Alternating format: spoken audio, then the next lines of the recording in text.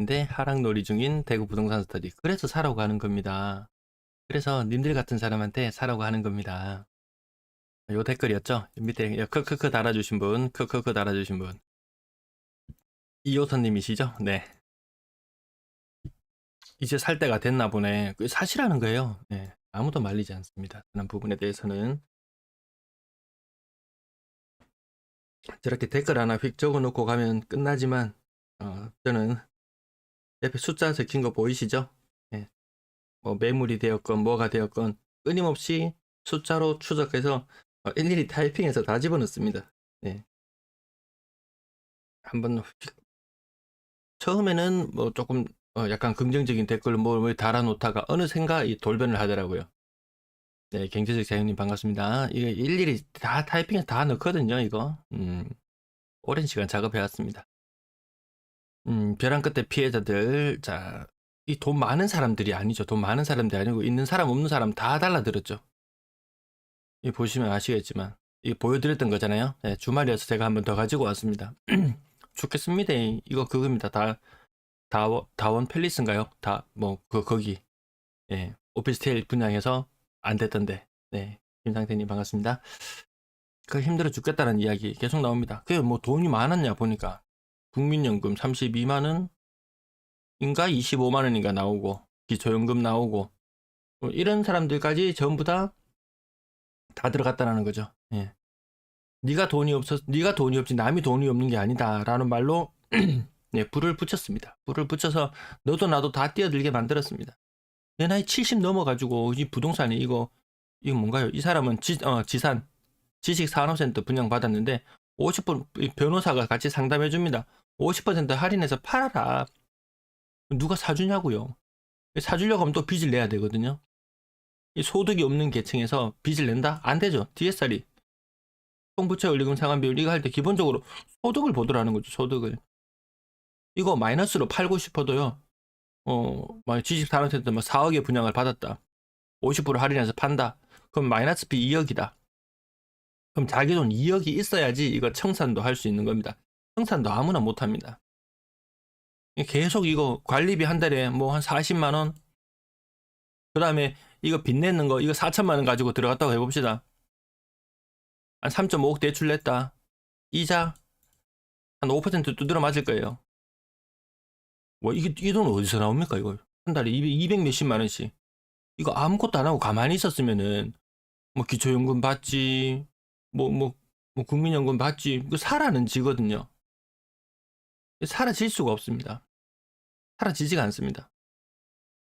지난주 낙폭 대구 0.1에서 0.14로 떨어졌거든요. 이거 별로 언급 안 되죠. 근데 이것보다 더 심한 건 세종시예요. 세종시 0.54, 0.09에서 0.54. 뭐 신혼부부 대출이니 뭐니 말은 하지만 안 된다라는 거죠. 선도하고 있는 세종시가 이 모양 이 꼴인데 대구가 훌훌 날아간다고요? 힘듭니다. 어디까지 추락할지 정말 궁금합니다. 저는 그게 궁금합니다. 어디까지 추락했다가 어떤 반등의 모습을 보여줄지 그게 궁금합니다. 그래서 지금 뭐 하락이 끝까지 왔다. 뭐 대출 풀어주니까 작년처럼 날아갈 거다. 이렇게 분위기 잡는데 그 분위기가 아니더라는 거죠. 네, 이호선님 반갑습니다. 이호선님 댓글 지원 사격. 여기 댓글 지원 사격 이호선님 감사합니다.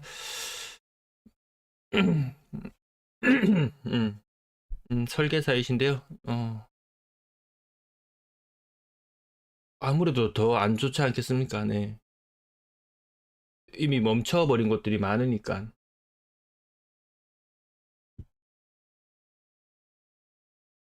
우리 주변에 이런 사람들이 다 투자를 하고 있다고요? 네. 그 잘 모르는 사람들. 내가 들어가면 뭐 고점이다 뭐 이런 거 있잖아요. 자, 이렇게 하락하는 모습도 봤고요. 대출금리 신규 주담대 4.48에서 4.16으로 떨어졌습니다. 굉장히 낮은 거. 은행이 막 출혈 경쟁하듯이 신규 고객을 모십니다. 예, 낮은 금리로 유혹합니다. 지금 대환 금리 갈아타는 시기다. 대환이다 이야기하죠. 한 1조 정도 갈아탔던가? 주택담보대출 잔액은 850조입니다. 850조. 1조 정도 갈아탔는가? 이거 1%도 안 됩니다. 낮은 금리가 있다고 꼬셔도 DSR이나 이런 부분 때문에 걸리는 부분 때문에 갈아타고 싶어도 갈아타지 못합니다. 낮은 금리 있어도. 그것도 여유 있는 사람들이나 갈아탈 수 있죠. 잔액 기준 주담대는 4.3에서 4.32로 늘어났습니다. 이거 어제 2월 1일자로 한국은행 자료에서 뽑았는데요. 잡았는 사람들 요거 2.6%에서 잡았거든요. 2.6%에서 지금 4.3% 850조라는 돈이 금리가 지난 2년 사이에 이만큼 올라갔습니다. 그럼 부담이 얼마나 늘어나냐? 대략 한 2% 늘어났다고 계산하면은 연간 16조 정도 돈 이자 부담으로만 이만큼 나갑니다. 그게 소비가 늘어날 수가 없습니다. ELS 상반기에 5조, 하반기에 3조, 한 8조 정도 날아간다고 하죠. 이것도 어마무시하게 큰 돈입니다. 이것도. 근데 그것보다 훨씬 더 큰 돈을 은행에 밀어놓고 있더라. 써야 될 돈을 여기에 쓰고 있더라. 네, 여기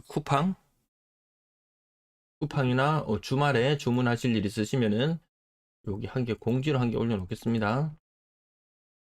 주문하실 일 있으시면은 링크 타고 이용해 주시면 감사하겠습니다.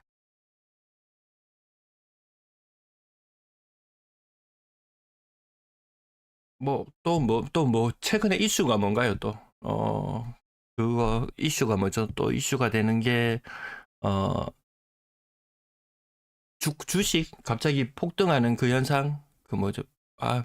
퍼 말고 뭐죠? PER 말고, 자산 가치 대비, 갑자기 말이 생각이 안 납니다.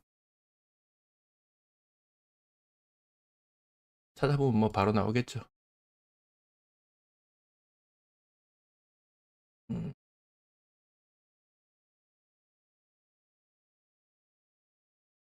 네, 한가루님 반갑습니다. 어서오세요.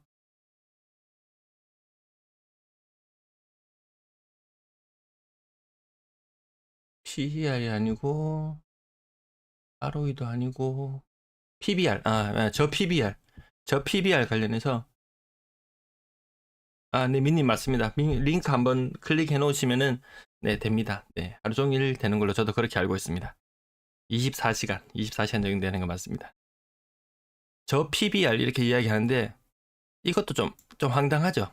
예, 시장 참가자들은 다 똑똑합니다. 이거 괜히, 저평가가 괜히 저평가 되는 게 아니고, 이 장부 가격들이 다 제멋대로라는 거죠. 장부 가격들이 다 제멋대로입니다. 그래서 경매 사이트 이런 데 들어가 보면은, 토지 관련 쪽으로 해서 찾아보면은, 감정 가격이 굉장히 부풀려져 있습니다. 토지 가격이. 예를 들어서 한 10억짜리 물건이다. 그러면 어느 정도 가격이 낙찰되냐면은 한 4억 정도에 지금 농지들이 낙찰이 되고 있습니다. 4억. 그래서 공시지가를 보면은 한 5억이다. 공시지가는 5억인데 감정평가액은 10억 정도. 이렇게 나옵니다. 장부 가치가 제멋대로인데, 야, 저 PBR이라고 해가지고 또 분위기 타고 들어가면 또 누군가는 또 끝물을 잡지 않을까 또 이런 생각이 들기도 합니다. 자, 매도 물량 39,300개. 작년 최고치를 넘어서 있는 상태. 계속 팔려고 하는 사람이 계속 많은 상태. 전세 물량은 살짝 주춤합니다. 다른 지역들도 전세 물량은 살짝 주춤합니다. 왜? 물 들어왔을 때 노져야 되니까. 지금 전세 매물 괜히 내놨다가 못 팔거든요. 전세 매물 내놨다가 이중으로 전세 세입자 받고 나면 또 2년 동안은 못 팔 각오를 또 해야 되거든요. 그래서 전세 물량은 주춤하다. 하지만 팔려고 하는 힘은 매우 강하게 느껴진다. 왜? 신생아 27조에 보금자리론 10조에 정부에서 저렇게 밀어줄 때 팔아야 되지 않겠나. 그래서 누군가는 산다고 지금 살 때가 됐네라고 이야기하지만 사실 팔려고 머리 굴리는 사람들이 훨씬 더 많습니다. 파는 게 생각보다 훨씬 더 어렵습니다. 사는 거는 기술이지만 파는 거는 거의 예술의 경지에 올라야지 팔 수 있기 때문에, 또 그 어떤 분이 일본의 주재원으로 근무했다가 복귀한 그 지인의 이야기를 전해주면서 일본이 가격 하락하고 나서 느꼈던 것이, 사람들이 인식하게 되었던 것이 감가상각을 인식하게 되었더라는 거죠. 그리고 제일 첫 번째로 있었던 내용이 뭐냐 하면은 고점의 가격을, 일본 사람들도 고점의 가격을 잊지를 못했대요. 고점의 가격을 잊지를 못해서 섣불리 가격이 떨어져도 팔지를 못하더라. 네, 그것이 일본의 현상이었다고 합니다. 한 5가지 정도 이유를 붙여놨었는데요. 제가 책으로 읽어드린 부분이랑 그 일맥상통하는 내용이었습니다. 그 책이 뭐 소설 누가 와서 그럽니다. 막 소설 쓰고 있네 뭐 이렇게 이야기하는데 그건 논픽션이거든요. 일본에 있었던 사례를 들고 와서 이야기하는데도 뭐 사기치네 뭐네 이런 이야기하는데 어 네, 민님 말씀처럼 우리나라 상황이랑 너무나 흡사하다. 근데 우리가 더 안 좋다. 전세라는 안전판. 전세가 이것이 안전판일 수 있었던 이유는 과거에 전세 살던 사람들은 이 자기 자본의 전세였습니다. 자기 자본의 전세. 자기 자본의 전세를 가지고 있었기 때문에 추후에 집을 살 수 있는 그 잠재 구매 세력이 또 될 수 있었던 것인데 이 지금 전세라고 하는 것은 젊은 사람들, 특히 젊은 사람들은 자기 자본으로 하는 사람 잘 없습니다. 신혼부부 전세 금리 2% 이하로 지금도 받을 수 있어요. 신혼부부들. 집값에 뭐 70%, 80% 정도 수준까지 전세금 3억 하면요. 대구 웬만한 아파트 다 싸바릅니다. 그냥. 웬만한 아파트 다 들어갑니다. 뭐 2명 합쳐갖고 1억 정도 자산이 있었다. 2억 정도 대출 낸다. 한 달에 한 50만 원 월세 내면 됩니다. 웬만한 신축도 이게 다 가능하더라는 거죠. 과거에는 뭐 3억짜리 전세다 그러면 자기 돈 한 2억 이상 들고 있다가 몇 년 더 모아가지고 전세 한 2년 살고 또 2년 살고 해가지고 몇 년 모으다 보면 뭐 3억 4억 되면은 그럼 한 뭐 5억짜리 집을 산다든지 이런 식이었는데 지금 자기 자본이 1억 가지고 5억짜리 집을 사야 되는 이런 형국입니다. 일단 전세 시장이 일단 안전판이라고 일본하고 비교했을 때 안전판이라고 이야기할 수 있던 전세가 오히려 위험 요소가 될 수 있다. 전세 살아줄 사람이 계속 많으면 괜찮아요. 하지만 인구가 줄어드는 시기에 전세 살아줄 사람이 별로 없더라는 거죠. 집 여러 채 가지고 있는 사람도 집 비워놓고 그냥 말아버리는 경우도 많거든요. 자, 요거 하나고요. 또 일본과 비교했을 때 문제는 뭐냐? 일본은 기업이었죠. 기업들이 대출을 내서 부동산을 구매해가지고 쫄딱 망했죠. 우리는 다 가게잖아요, 가게. 다 가게입니다. 이 부분이 더 위험하다라는 거죠. 그냥 일본하고 비교했을 때, 저는 늘 일본처럼만 됐어도 괜찮겠다.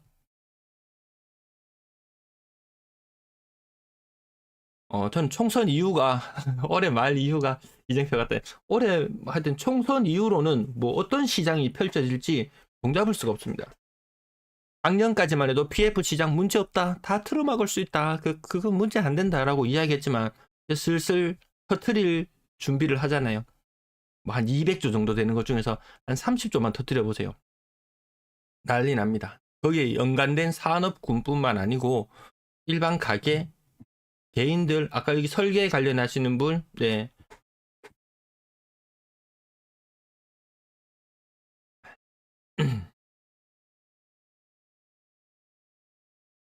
네, 뭐 감원한다든지 이런 문제들, 자영업자 비중 20%가 넘어가는 수준, 선진국 수준으로 떨어진다면 그 많이 지어놨던 상업용 부동산들은 다 어떡합니까?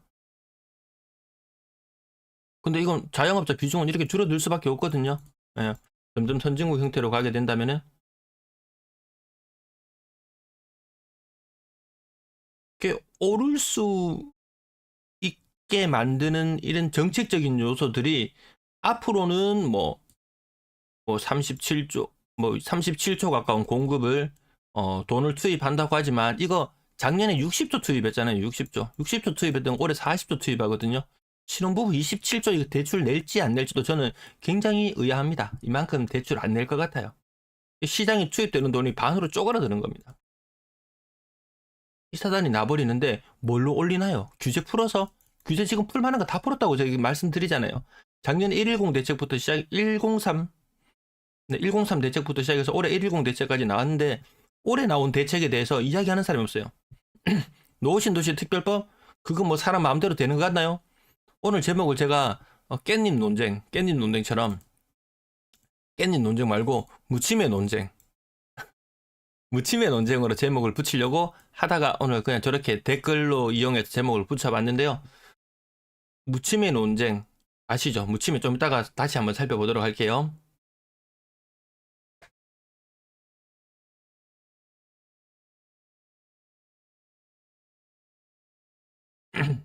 자, 전체 임대물량 넉넉하고요.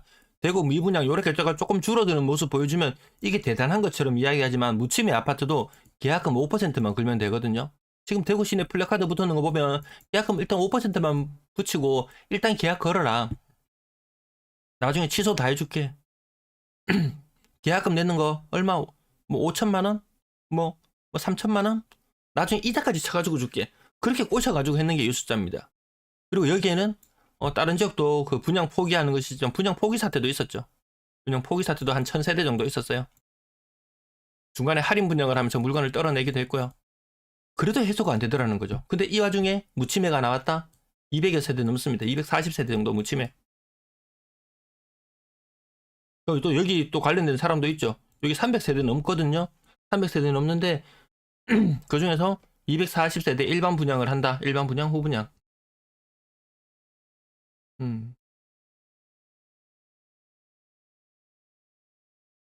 아파트 분양을 안 하면은 이 PF 시장에 돈이 200조예요. 200조. 200조 시장이 1년에 가만히 놔두면 이자가 20조고 불어납니다. 진짜 울며 겨자 먹기로 이미 이 승인 낳는 사업 승인 낳는 것들은 추진할 수밖에 없다. 그 숫자가 무시 못할 정도로 많다. 24년에 분양 예정인 물량. 제가 부동산 R114에서 뽑아왔잖아요. 상생자, 니 어디 갔니? 이거 제가 2022년부터 자료 만들 때 얘 분양 안 한다고 계속 나왔어요. 명덕이니 뭐니 계속 나왔는데요. 여기 나왔던 것 중에서 방고개역, 푸르지오, 엘리비엔, 네, 244대, 240세대 일반 분양합니다. 일반 분양. 분양 가격을 보니까 건축비 4억입니다. 4억. 건축비가 4억이에요. 땅값은 3억입니다. 그래서 7억입니다. 7억.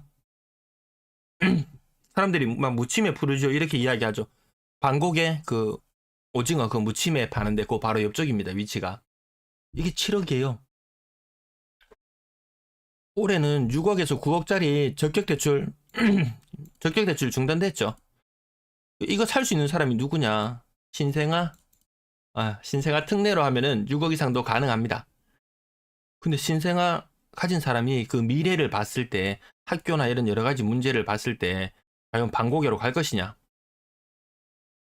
별로 안 갈 거라는 거죠. 그럼 여기는 야, 미분양이 거의 확정되어 있다. 미분양 개수가 줄어들어서 이제 살 때가 됐다고요? 아닙니다. 이렇게 지금 해야 될 것들이 많습니다.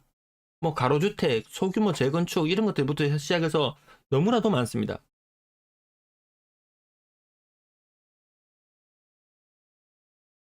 네, 그 민님 말씀처럼 그 대구 시청에 들어가면은 뭐 가로주택 같은 거 하고 제가 예전에 자료 한 번씩 가지고 왔었는데 소규모 재건축하고 목록이 진짜 깨알 같은 글씨로 보일 정도로 어마무시합니다.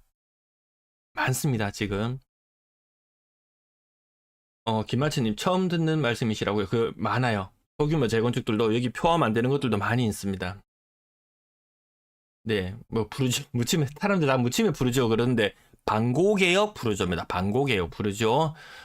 엘리비엔, 엘리바덴 아니고 엘리비엔. 예. 너무 건축비가 4억입니다. 그 다른 곳들 제가 지난번에 상인 센터를 자기 이야기를 할 때 그 옆에 푸르지오 뭐 센터파크인가? 푸르지오 센터파크인가? 예, 거의 뭐 6억 후반, 거의 뭐 7억에 나올 수도 있다.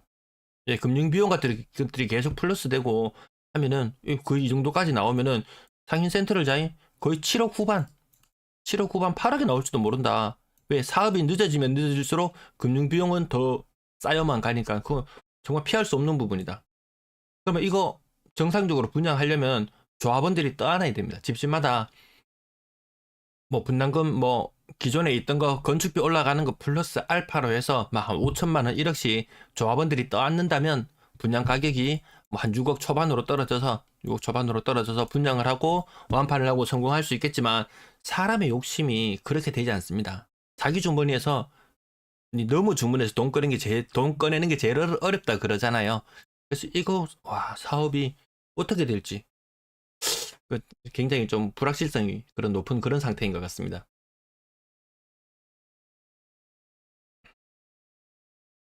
네, 경남타운, 수성 2차 우방, 뭐 목련, 을지, 뭐 그쪽 다 그렇죠. 예.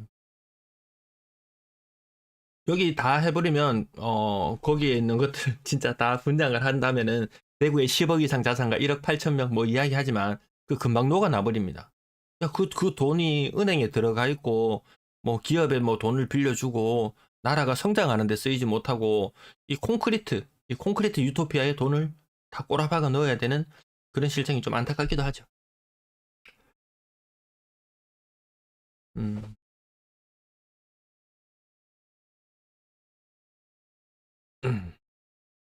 만삼 재건축도 올스톱. 그거 보셨잖아요. 이거는 근데, 어, 무침에 푸르지오? 네, 무침에 푸르지오. 예, 뭐, 전달하기 쉽게. 방고개역 푸르지오 같은 경우에는 건축비 4억이면 그저입니다.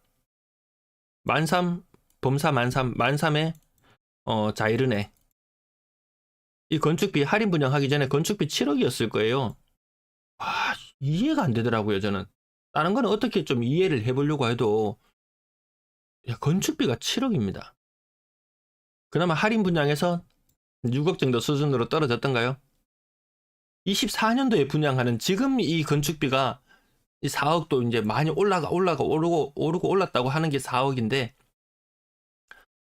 22년도에 그 이전부터 지었으니까요. 한 20년부터 공사했나요? 자이른에는 20년부터 해서 한 22년까지 공사했나요? 이때 건축비가 7억. 지금은 건축비가 4억. 이 건축비가 떨어지고 있는 추세인가요? 아니죠. 이때 이게 너무 비싸더라고요. 이해할 수 없을 정도로. 분양권 매도 물량 지난주 대비 한 120개 늘었습니다. 분양권 거래 진짜 안 됩니다. 막 5억 후반 막 가격이 이렇게 나오잖아요. 지난주 대비 한 120건 늘어났습니다. 동네별로 규모가 크다고 하는 데가 더 많이 늘어납니다. 고성동 가보니까 아파트 어마무시하게 삐까뻔쩍하게 지어놨습니다. 사람 별로 안 다닙니다. 원래 그 동네 사람 별로 안 다녔던 동네죠. 옛날에 뭐 야구를 보러 가거나 이럴 때 유동인구 많을 때나 좀 돌아다니지. 축구를 좋아하는 사람이 거기를 사야 되나? 그 동네를 누가 사야 되지? 일부 동은 보니까 야, 축구 볼 수도 있겠더라고요, 보니까. 아파트 위에서 볼 수 있겠더라고요. 야, 근데 거실에서 편안하게 앉아서 축구 보는 게 낫지. 좀 그렇더라고요, 보니까. 분양권 동네별로 많이 늘어나고요. 매수 심리, 매도 물량에 억눌려서 살아나지 못하고 후분양 목록에 있는 아파트들 줄줄이 많이 있습니다. 상인 푸르지오 센터파크 좀 있으면 나오거든요. 분양가에 촉각을 곤두세웁니다. 분양가에. 예, 추후에 다 영향을 미치거든요. 사람이 방고개역 푸르지오 나왔을 때도 사람들이 와 저건 미쳤다. 말도 안 된다. 말도 안 된다. 그러면 이 방고개역 푸르지오 가격이 이 7억을 형성할 수 있었던 이유는 뭔가요? 옆에 길 건너편, 대각선 길 건너편 뭔가요? 그 아파트들 제가 비싸다. 남구인가? 거기가 중구인가? 거기 왜 그래 비싸죠? 비싸다고 했더니 남롯, 청라 힐스자이, 청자 이런 것들 거의 남롯 거의 최근 가격 실거래 가격 7억이잖아요. 7억. 청라 힐스자이는 한 6억 후반. 이런 것들 생각하면 야, 길 하나 건너에 방고기 푸르지오 7억 하는 게 그거 뭐 어때서? 라고 이야기할 정도. 반드시 뭔가가 주위에 있을 때 옆에 가격이 높게 형성되는 현상. 우리 많이 봐왔던 현상이잖아요. 남자 맞습니다. 남산자이 하늘채. 남산자이 하늘채도 있고. 여기 왜 이렇게 비싸지? 야, 시장 사람들 장사 잘 되나? 뭐 이런 이야기를 할 정도로. 그럼 여기 또 무침에 하는 사람들이 또 여기 사면 되겠네요. 상인들이 또 사면 되겠는데. 음. 아무튼 후분양하는 것들도 줄줄이 늘어서 있다. 얼마 전까지는 뭐 거기는 입지가 별로 안 좋고 외곽이야 이런 조롱도 많았었는데요. 근래에 지어지는 아파트 그리고 앞으로 지으려고 예정하는 아파트들은 막하다 대구 시내입니다. 막하다. 저 외곽 쪽은 또 그렇게 많지도 않습니다. 외곽 쪽은 또 그렇게 많지도 않아요. 전시만신 들어보시면 뭐 대명, 대봉 뭐 다른 지역들도 보시면은 대구 시내더라는 거죠. 더 이상 그것도 깔 명분이 안 되더라는 거죠. 남자 7억, 남노 9억, 남노 9억, 남자 9억, 9억씩 갔었잖아요. 이때 9억 왜 갔었습니까? 왜 갔습니까? 남노체 보류지라 그러나요? 이 물건 10건 있었잖아요. 이 10건 처분하려고 했을 그 무렵에 이 가격이 올랐었잖아요. 참 공교롭게도 근래에 제가 비싸다. 남산동 이거 왜 이래 비싸노? 왜 이래 비싸노? 이렇게 말씀을 드렸던 이유. 아이고 또 가격이 이게 예. 왜 이렇게 비싸지? 왜 이렇게 비싸지? 다 이유가 있었어. 다 설계가 되어 있었어. 이런 느낌입니다. 네. 무침의 동네 학교가 어딨냐? 맞죠? 학교가 그 근처에 좀 애매합니다. 그리고 뭐 말이 나와서 말이지, 뭐 범사만삼도 부동산 커뮤니티를 통해서 늘 시끌벅적하지만 막상 고등학교가 발표되고 나니까 사람들이 침묵 모드죠. 뭐 그 동네 인기 있다. 옆에 좋은 학교 갈 수 있다. 다 좋다 이거예요. 근데요, 학교가 수용할 수 있는 학생 수는 한정적이죠. 사람들이 점점 모여들죠. 그러면 우리 애가 어디로 튕겨갈지 몰라요. 집값 띄울 때는 좋았죠. 집값 띄울 때는 좋았죠. 근데 막상 우리 애가 학교 갈 때를 되니까 막 여기저기 막 중구난방 막 다 튕겨 나가더라는 거죠. 그러니까 갑자기 침묵 모드입니다.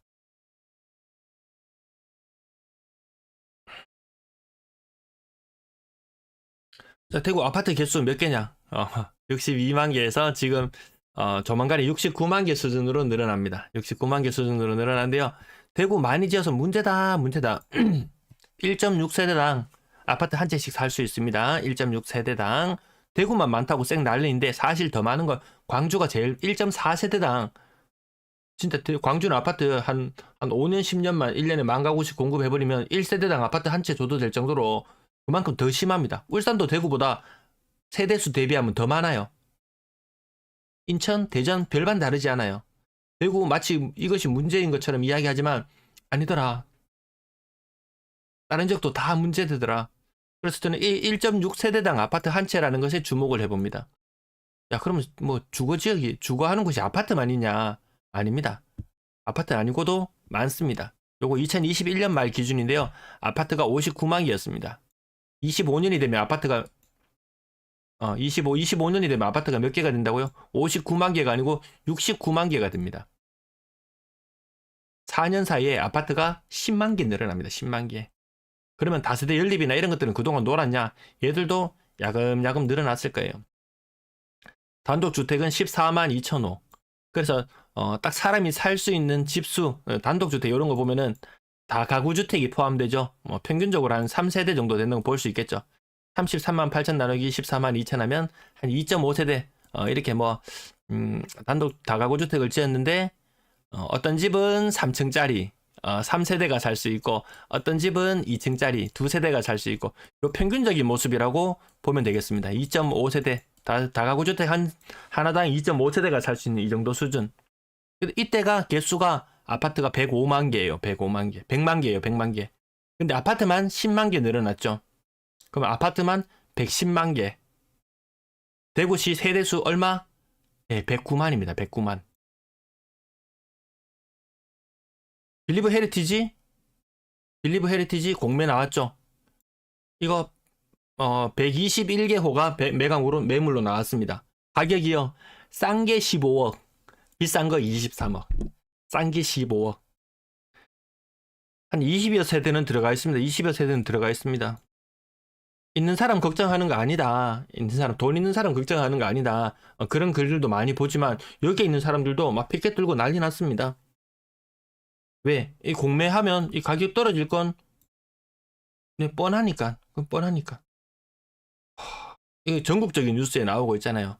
이렇게 집이 100세대 이상 121개호, 네, 120세대 이상 비어 있어도 대구 사람들 뭐 집 없어서 길바닥에 내앉은 사람 있습니까? 어디 내다 앉은 사람 있습니까? 아니거든요. 이 무진장 많아요. 집들이 무진장 많더라는 거죠. 옛날식으로 주택 보급률 계산하면요. 이게 막 계속 올라갑니다. 이 계산하는 공식이 너무 어렵더라고요. 계속 올라갑니다.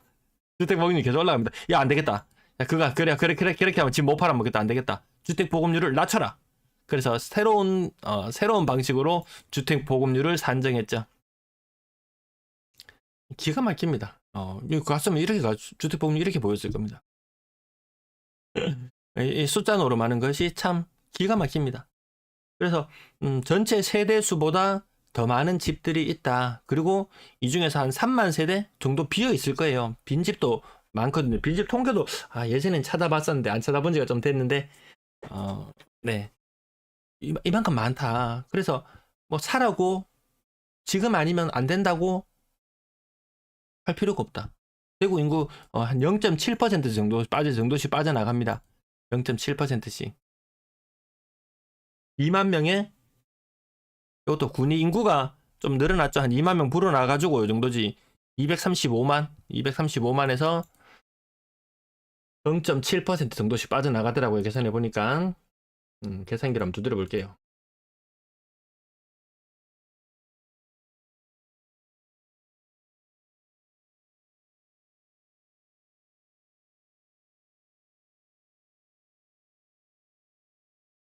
대구에 한 16,000명씩 빠져나갑니다.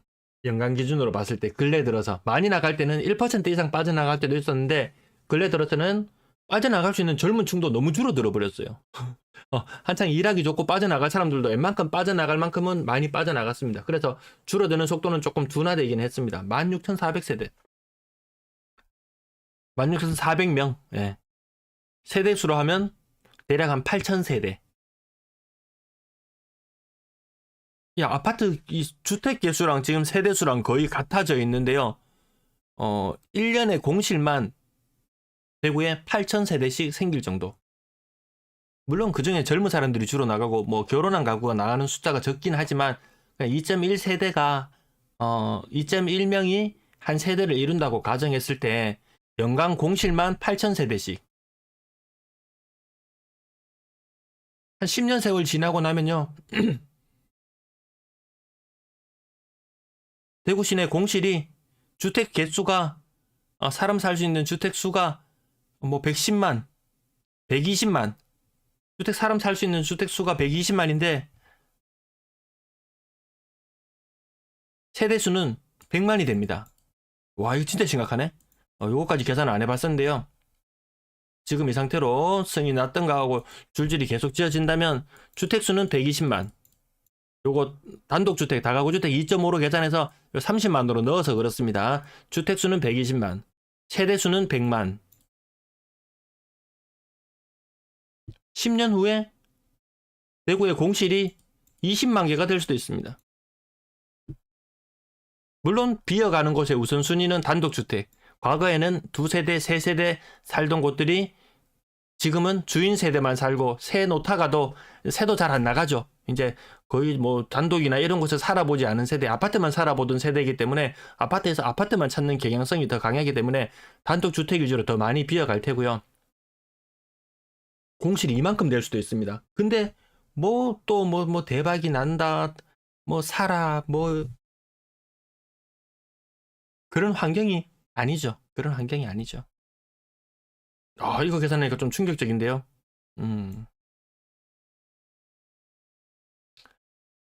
자, 1일 브리핑 내용으로 넘어옵니다. 오늘의 거래량은 69건. 자, 거래량 시뮬레이션 했는 겁니다. 제가 시뮬레이션 1600건, 1월엔 1600건, 그 이후로 점차 줄어드는 형국으로 갈 것이다. 이렇게 예측을 하고 살펴보는데요.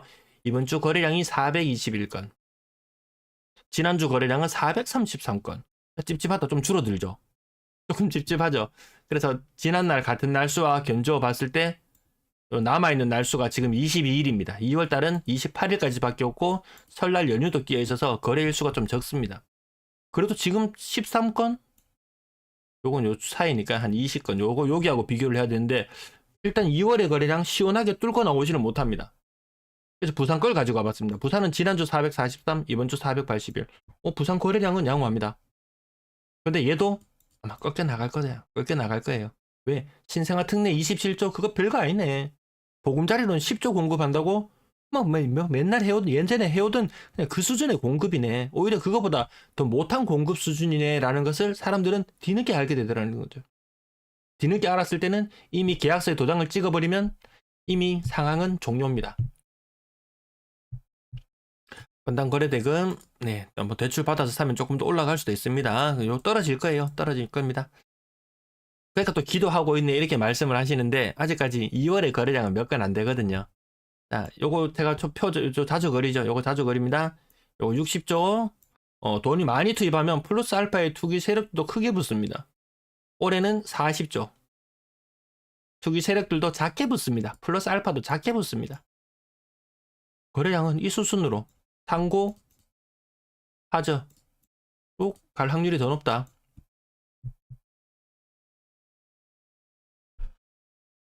지엽다님, 네, 반곡에 부르지요. 네, 5억도 비싼 느낌? 맞죠. 거기 아니고도 5억 정도? 네, 조금 더 넘어가면은 선택지가 너무 넓습니다. 미분양 일반기 중에서 웬만한 데 다 골라서 갈 수 있을 정도로 선택의 폭은 굉장히 넓어질 수 있습니다.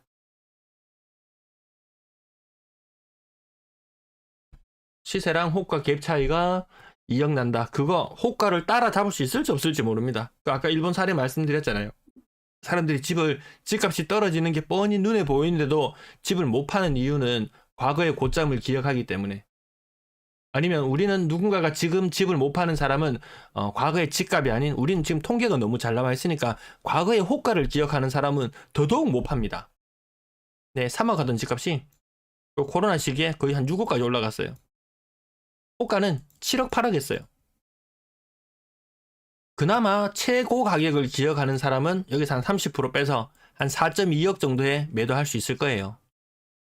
근데 호가를 기억하는 사람, 7억 8억 호가를 기억하는 사람은 뭐? 집값이 반토막이 났다고? 7억 8억, 우리 집이 7억 8억 하던 집인데 4억으로 떨어졌다고? 그게 말이 되냐? 절대로 못 팔지. 그냥 뭐 주가 게 평생 가는 거죠. 네, 은희님 반갑습니다. 네, 아까 인사를 드렸던가요? 네. 3억 미만 비중 계속 올라가고 있고요. 그러면 3억 미만 팔았으면 6억 이상 사야 될 거 아닙니까?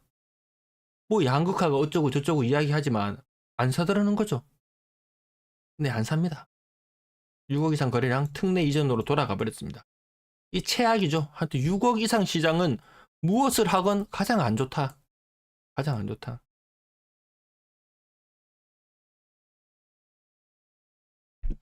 제 6억 이상 안 좋은 이유는 과거에도 글로 여러 페이지를 써서 여러 번 만들어서 보여드렸습니다. 투자하기에 좋지 않다. 좋지 않다. 네. 6억 이상 신고하면 눈에 떨어지게 줄어드는 게 보이고요. 이 거래량 늘어난다. 거래량 늘어난다. 아까 그 댓글 오늘 제목이나 이런 걸 봤을 때 거래량 늘어나고 분위기 좋아지는데 니는 왜 그러노? 언제까지 하락무세냐? 이렇게 이야기를 할 수도 있는데 거래량 늘어나는 거 누가 먼저 알려드렸나요? 거래량 늘어나는 거 아마 제가 제일 먼저 알려드렸을 거예요. 거래량 늘어나는 거 심상치 않다. 분위기 바뀌면 바뀌는 대로 바로바로 알려드립니다. 이 표를 해놓고 요 비례식을 이용해서 계산하면은 야, 거래량 늘어나는 게 바로바로 보이거든요. 그 이전 달의 추세와 견주어 봤을 때, 야, 거래가 갑자기 겁나게 늘어나고 있는데? 이런 것들이 바로바로 눈에 보이잖아요. 제가 제일 먼저 알려드릴 거예요. 거래량 흐름. 이번 달 거래량 1800건에 육박할 것이다. 거래량이 1800건이 되었다가 1500건이 되었다가 1300건이 되었다가 줄어들다가 전 그전엔 1100건 될 것이다 예상했는데 한 1주, 2주 만에 거래량이 살아나는 흐름. 여기서 거래량이 갑자기 팡 튀죠. 2주에서 3주로 넘어가는 무렵에 거래량이 갑자기 팡팡 튀어오릅니다. 1일 실거래가 기준으로 1월 중순 이후로 이때 1월 말부터 신생아 특례된다고 하니까 이미 이때 계약서를 쓰기 시작하죠. 계약서를 쓰기 시작합니다. 1거래 건수가 갑자기 127건 이렇게 튀어오르는 모습을 보면서 야, 이 심상치 않다. 분위기가 좀 신생아 특례 약발이 먹히는구나. 그렇게 말씀드리면서 이 심상치 않다. 거래량이 1600건, 1800, 1500, 1300, 1600건으로 작년 11월에 거래량도 뛰어넘겠다. 거래량 뛰어드는 늘어나고 줄어드는 모습은 제가 제일 빨리 알려드리거든요. 하지만 그 늘어나는 거래량으로는 어림도 없다. 어림도 없다. 작년 1년 전 이맘때 거래량 1800건 수준까지 뛰었거든요. 확실히 돈이 투입되는 게 60조 투입될 때랑 40조 투입된다고 할 때랑 그 체감상의 느낌이 확실히 다르긴 하죠. 느낌이 좀 다르긴 합니다. 네, 김영님 반갑습니다. 아까 내 쿠팡 링크 요거 고정 한번 고정 뜨지 고정. 네. 네, 지원사기 감사합니다. 그래서 좀 충격적이게도 어제는 6억 이상 거래가 국평 기준으로 6억 이상 거래가 대구에 없었죠. 네, 다른 지역들은 간간히 나오긴 했지만 어제는 없었습니다. 오늘 매매 가격을 체크를 안 해봤네요. 1거래 가격.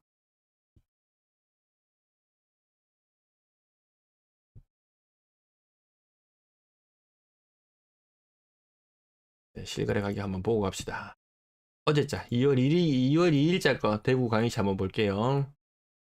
2월 2일자 거 보면 이 국평 아니죠.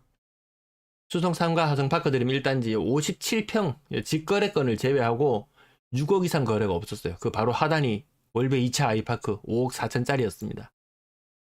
6억이라는 천장에 딱 막혀 있다.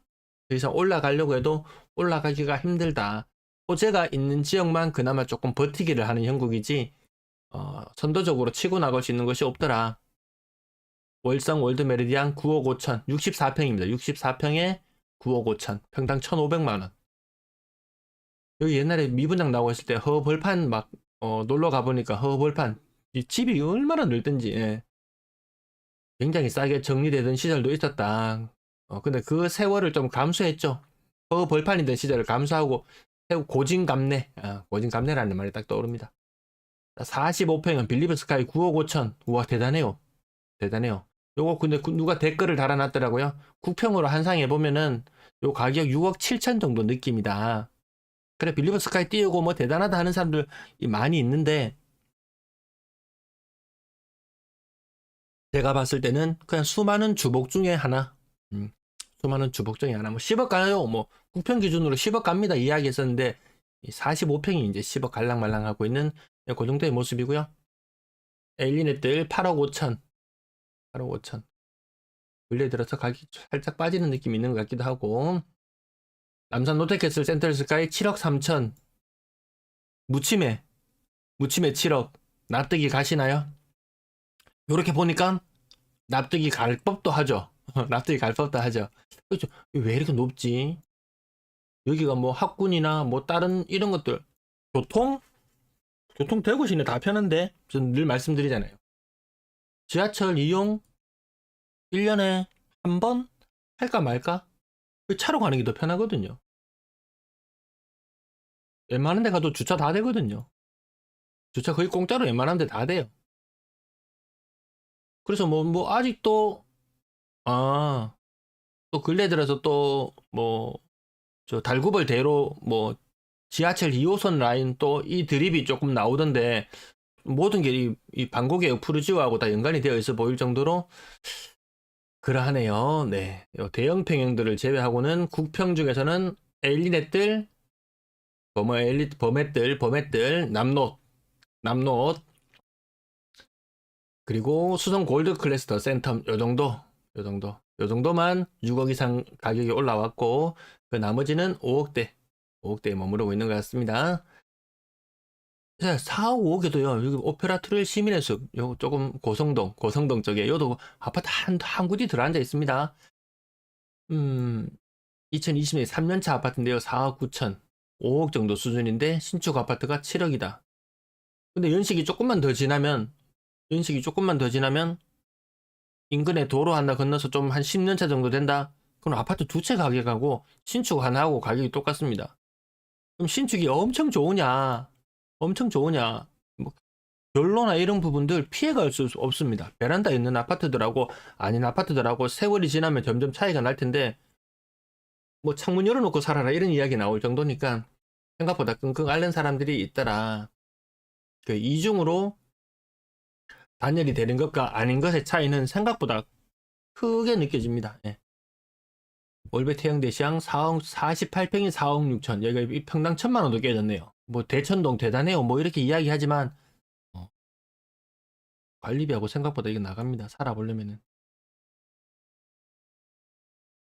진짜 내 그랑플리스 이쪽 동네 4억 3천. 또 가격 괜찮게 나왔습니다. 예. 가격 괜찮게 나옵니다. 야, 4억 3천에 인천역 AK 그랑플리스 살래? 아니면은 48평에 4억 6천. 가격은 한 10% 정도 차이 나는데요. 여기 살래 하면 저는 여기 살 것 같은데 가격 차이 얼마도 안 나죠. 예, 조금 비싸게 살 수도 있고 조금 싸게 살 수도 있고 느낌은 그러합니다. 이 평당 1,000만 원, 대구에서 평당 1,000만 원 하면은 선택지가 너무나도 많은데, 신축, 신규 분양, 뭐 후분양을 한다든지 뭘 하든지 일단 기본적으로 2,000만 원 들이대고 시작하니까 분양은 힘든 수순으로 갈 수밖에 없을 것이다. 평당 1,000만 원짜리 아파트 늘렸습니다. 월성 푸르지오 뭐 복형 푸르지오 어디 할고 다 동네 다 괜찮거든요. 그나마 지금 거래 나오는 거 3억 이상 아파트들은 그래도 동네 이름 좀 있는 동네, 이름 좀 있는 동네 아파트들이 가격이 그럽니다. 평당 1,000만 원에 선택이 보기 너무나 넓은데 굳이 평당 2천만 원 주고 6억짜리 집을 예를 들어서 뭐 6억짜리 집이다. 내 돈이 3억이 있다. 대출 3억 받아서 6억짜리 집으로 가냐? 아니면 대출 없이 그냥 온전히 3억짜리 집에 사느냐? 지금은 이것을 선택할 때라기보다는 오를 때 얘가 더 오를 때 오를 값이라도 저것을 선택하기보다는 조금 합리적으로 소비할 필요가 있다. 비싼 거 서로 사려고 하는 시기는 좀 아닌 것 같죠? 그리고 가격 조금만 내려오면 평당 800만 원. 평당 800만 원짜리도 괜찮은데 많더라. 조금만 외곽으로 나가면 평당 800만 원짜리도 있는데. 푸르지오? 광고계 푸르지오? 건축비 4억? 4억 한번 때려보세요, 가격. 4억 밑으로 다 모여봐. 이거 땅값 공짜야. 이거 땅값 공짜야. 4억 밑으로. 힐스테이트, 대시양 도남. 제가 4억. 국평 기준으로. 복형 푸르지오 3억 7천. 건축비가 4억입니다, 건축비가 4억. 이렇게 3억 미만 아파트 비율이 50%를 지금 넘어가는 그런 모습이잖아요. 어떤 데는 30 몇 %씩. 아니면 뭐 46%씩. 엄청나게 떨어지는 것들 거의 50%요. 직거래 50% 거래 요새 종종 나오기도 합니다. 중개거래로 50% 이상 떨어지는 것도 있습니다. 한창 때 1억 8천까지 갔었는데요. 매매 가격 9천이네요. 9천. 52% 하락했습니다. 52%. 뭐 36% 이렇게 크게 떨어지는 것들 팔고 새 아파트 산다고 했는데 새 아파트 안 사더라 하는 것을 우리는 이 차트에서 볼 수 있습니다. 양극화 타령 많이 했죠. 뭐 하여튼 말했는 거, 이 뭐 투자해라 뭐 해라 말했던 것들이 부메랑이 되어서 자기에게 다 돌아옵니다. 자기에게 화살의 시위의 방향을 돌렸다. 양극화, 그 일본 책에서 나왔었습니다. 양극화가 의미하는 것이 무엇이냐? 중산층의 붕괴입니다. 중산층의 붕괴. 중산층이 붕괴. 중산층이 붕괴되면 이 6억 이상짜리 집을 받쳐줄 사람이 그만큼 사라진다.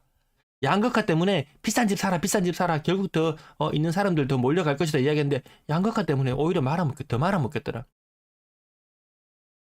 분양권 거래 살아날 수 없던 모습 보입니다. 잠깐 반짝하는 듯 했지만 다시 그 이전 수준으로 다시 회복하지 못합니다. 왜? 너무 비싸니까. 분양 가격 정리해봤잖아요. 기본적으로 국평 기준으로 했을 때 5억 중반은 넘어갑니다. 5억 중반 후반 넘어가고 여기에 중도금 유이자나 이런 거 붙었다 하면은 한 3천만 원씩 돈이 또 붙습니다. 뭐 확장비에 뭐에 이거 저거 좀 붙이면 웬만하면 6억 넘어가거든요. 6억 이상은 건들 수 있는 그런 시장이 아니다. 분양권 가격도 한번 살펴볼까요? 제가 다 뽑아내지는 못했습니다. 다 뽑아내지는 못했고 가격 중에서 국평 기준으로 오늘자 거래 한번 볼까요? 뭘 보냐면 힐스테이트 대구역 오페라 여기 있네요. 5억 7,800. 오늘 거래되었는 건수는 5억 7,700. 층수를 보시면 43층. 이거 아마 이 아파트 중에서는 뭐 로얄이라고 불릴 만한 곳, 뭐 그런 곳이 거의 뭐 무피 수준, 마피 수준인지도 모르겠어요. 거의 뭐 그 정도 수준이고요. 대구 오페라 스위첸 5억 3천. 분양 가격을 보면 5억 3천이 아니고 5억 7천. 층수가 조금만 딸리거나 향이 조금만 안 좋거나 하면은 바로 마이너스 피 한 10% 정도. 전체 가격에서 한 10% 정도는 감수를 해야 된다. 정말 급하게 팔려면 이 가격의 20%까지도 죄송합니다. 한 15에서 20%까지도 마이너스를 각오해야 된다. 그것이 지금 시장 분위기 같습니다. 푸르지오 리버센트 여기 엄청 비싼 곳이었는데 분양 가격이 제가 조만간에 다시 다 정리해서 보여드려야 될 텐데요. 6억 6천 와, 대단한데? 6억 6천 대단한데? 그래서 막상 찾아보면 이 분양 가격이 6억 5,500, 6억 6천. 그러면 뭐 층수가 굉장히 괜찮거나 무슨 매력이 있어야 되는데 이거 사가지고 폭등을 생각할 필요는 없다. 뭐 10억 가게 10억 가야지. 뭐 이런 과거에 그런 환상에 젖어 있을 필요는 없을 것 같다. 용산자의 이야기 나올 때마다 매번 떠들썩했지만 막상 그 실상 거래되는 가격을 알고 나면 거래되는 가격을 보면 별거 없더라. 뭐 자이가 뭘로 유명한가요? 순살 자이로 유명한가요? 뭘로 유명한가요? 그래서 이 마카다 이 언제적인가요? 20년 끝자락 이게 주복이 지어지는데 뭐한 3.5년 정도. 나중에 전매하라고 일부러 공기를 좀 늦춰가지고 뭐 3.8, 3.8년까지 막 이렇게 걸리기도 하는데 지금 입주하고 있는 이 아파트들 굉장히 화려했던 20년 끝자락 혹은 21년 이 분위기 안 좋아지던 이런 무렵 이때 경쟁률 무려 수십 대 1의 경쟁률을 뚫고 당첨이 되었는데 막상 그 결과는 화려하지 않더라. 제가 과거에 정리했던 중에서 20년 입주했는 아파트들은 얼마나 재미를 봤을까? 21년 입주했는 아파트들은 얼마나 재미를 봤을까? 이 시리즈를 과거에 만들어 본 적이 있었는데요. 그때 20년에 입주했는 아파트 평균 수익률 30% 정도였습니다. 막상 2년이 지나고 보니까 21년에 입주했는 아파트 20% 정도, 20년에 입주했는 아파트 10% 정도 이런 느낌이었는데 지금 24년이 되어서 입주했는 아파트들을 살펴보니까 야, 오히려 이때는 마이너스로 가더라. 그럼 20년에 입주했는 아파트 중에서 일부 평균이 30% 평균적인 모습. 근데 일부 대박 나는 게 있어요. 꼭 일부 대박 나는 게 있습니다. 뭐 주식에서도 뭐 특정 종목 갑자기 튀어오른다든지 이런 것들 있잖아요. 그런 거 마냥 대박 나는 것들이 있는데 뭐 수성구 범호동에 뭐 어떤 단지는 뭐 분양가가 5억이었는데 매매가가 10억으로 뛰어 올랐더라. 간혹 100% 혹은 그 이상의 수익률이 나오는 것이 있습니다. 이거 어디까지나 그냥 미끼 상품이더라. 그런 미끼 상품 한두 개 속아서 이 분양 열기에 들어갔던 사람들 수익률이 점점 떨어지는 게 눈에 보이거든요. 점점 떨어지는 게 눈에 보여요. 그럼에도 불구하고 집 사라 집 사라 이야기했던 사람들, 그렇게 집 사라 집 사라 이야기했던 사람들이 분명히 여기에 지금 보이는 아까 힐스테이트 대구의 오페라라든지 이런 것들 얘 분양 이거 한번 찾아봅시다. 우리 한번 찾아봅시다. 댓글은 조금 이따 잠깐 살펴볼게요. 제가 이용하는 사이트 부동산 지인.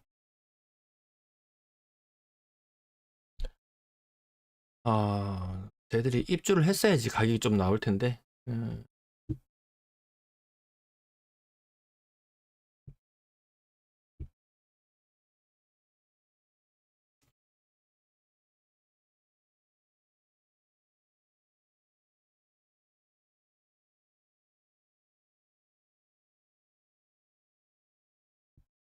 이 사이트가 좀 달라졌습니다.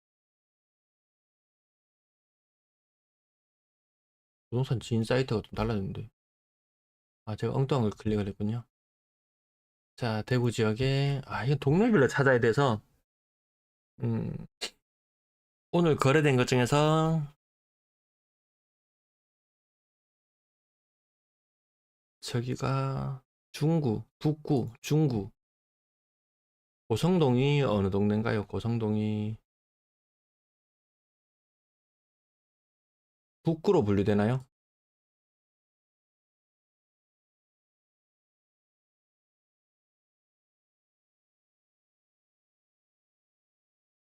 힐스테이트 대구역 오페라, 힐스테이트 대구역 오페라. 그 이력이 나타납니다.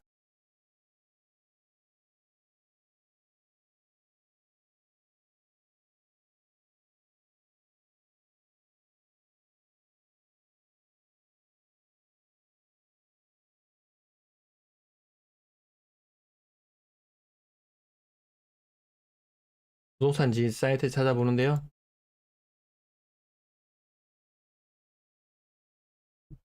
최근 3년간 가격을 보면 좋더라 7억 이상에도 거래가 됐었습니다. 지금 5억 중반에 거래되거든요. 이때 샀던 사람들 보시면은 가격이 초반에는 한 5억 5천, 분양권 상태에서 뭐 1,000만 원, 2천만 원 먹고 이렇게 나가는 사람도 있고, 분위기 뜬다 하면서 21년도에 7억을 넘게 주고 산 사람도 있습니다.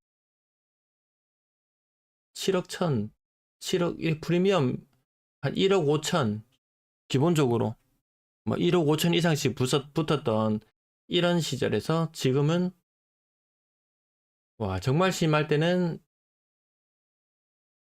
진짜 마이너스 비 1억 정도도 감수하고 던지는 그런 사례도 나오네요. 가격이 굉장히 많이 빠졌을 때는 가격이, 매매 가격이 4억 5천, 3층인데요. 4억 5천. 분양가는 5억 7천, 8천. 3층이니까 한 5억 정도라, 5억 5천 정도라고 치더라도, 마피 1억 정도에 거래되었던 사례가 최 근래에도 있었습니다. 그럼 전세 가격이라도 받쳐주냐? 전세 매물 가격 수두룩합니다. 2억 5천, 2억 4천 이렇게 많이 있습니다.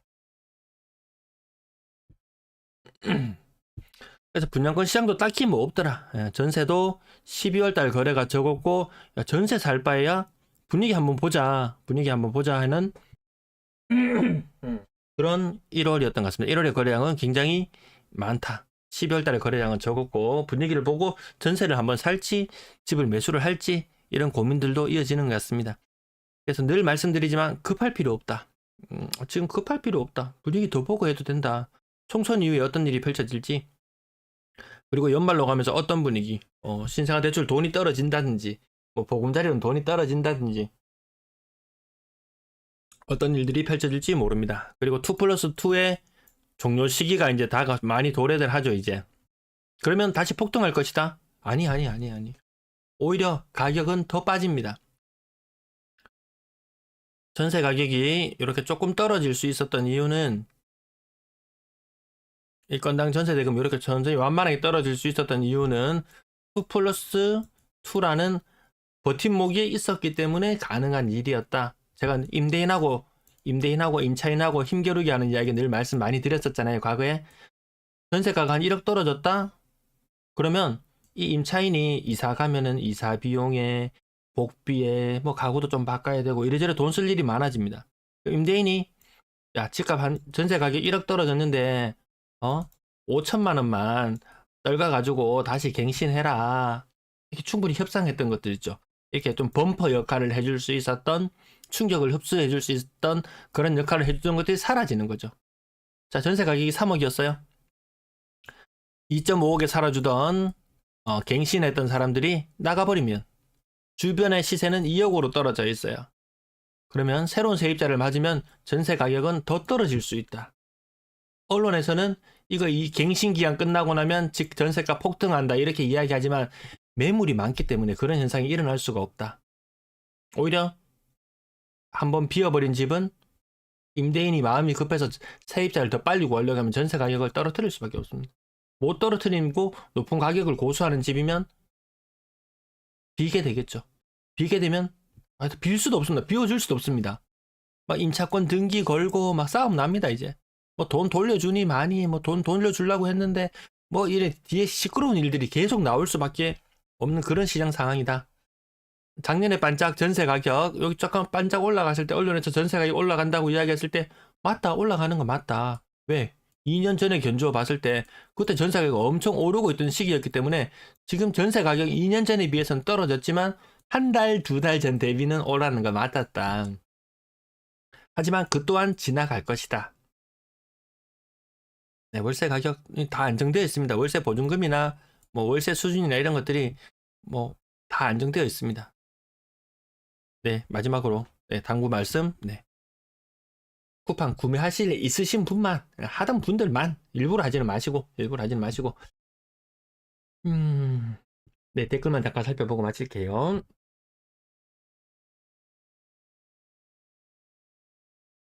지엽다님 3개가 리셋된다고요? 네, 김영민님 고맙습니다. 아, 이렇게 70분, 80분을 보시는데 좋아요가 이렇게 많지는 않았군요. 네. 네, 러블님 반갑습니다.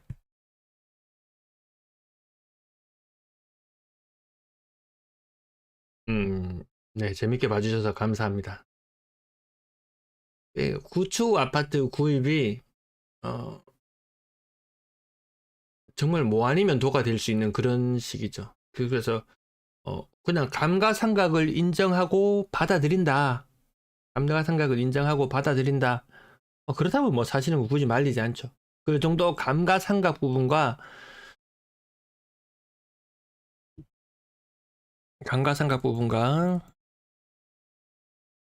뭐 임대료, 내가 그냥 임대료 내고 살아야 되는 부분과 뭐 크게 차이가 나지 않는 그런 시기로 접어들지 않을까 싶습니다. 특히 구축은.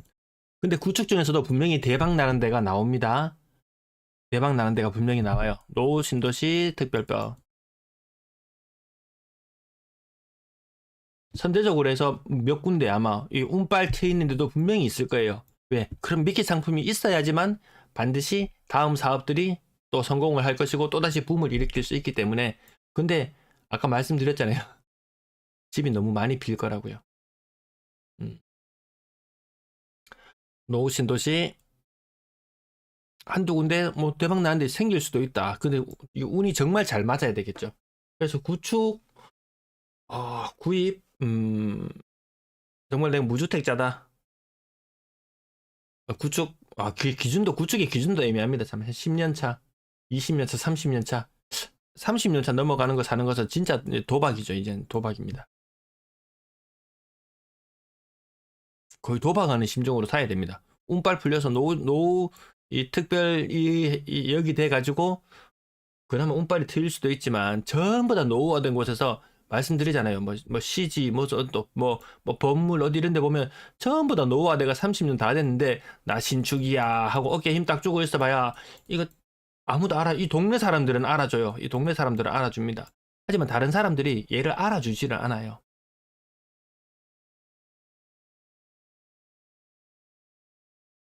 그래서 올해도 상고하죠. 연말로 갈수록 분위기는 더 안 좋아지는 그런 흐름으로 갈 것으로 우선은 예측을 하고 살펴보니까요.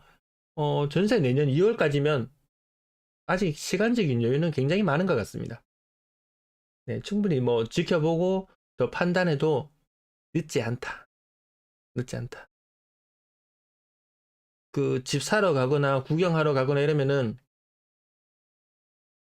막 경쟁을 막 붙이죠.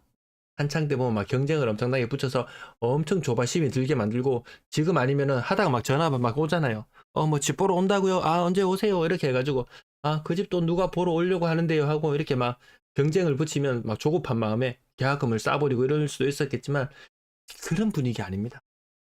그런 분위기 아닙니다. 네, 김영민님 시청해주셔서 감사합니다. 네.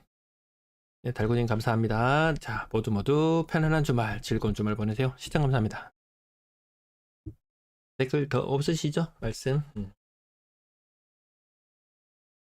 감사합니다.